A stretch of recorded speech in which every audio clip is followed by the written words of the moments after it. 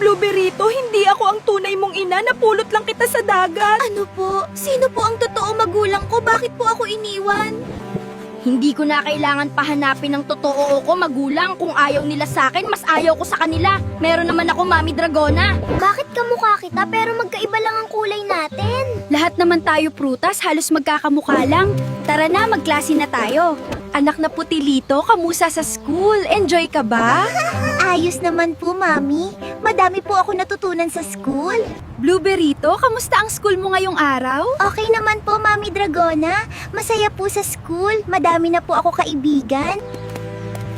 Ngayong nasa kolehiyo na ko, pagbubutihan ko palalo para makatapos ako na may karangalan. Nandyan ka na pala, pre!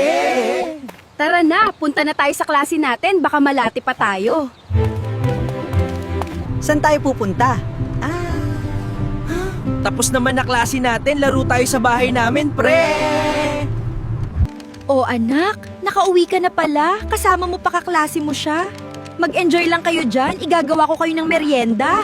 Sino ang mga magulang mo? Tagasan ka? Si Mami Dragona po ang nanay. Taga Villa Prutas po ako nakatira, tita. Malakas ang kutob ko na siya ang sanggol na tinapon ko sa dagat noon. Paano siya nabuhay? O baka naman nagkakamali ako, ipapaimbestiga ko to.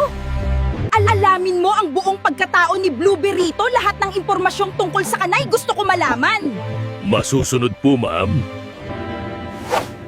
Hala, si Ma'am Peach pala ang tunay na ina ni Blueberryto. May kuyog kaya dito si Ma'am Peach kaya siya nagpaimbestiga?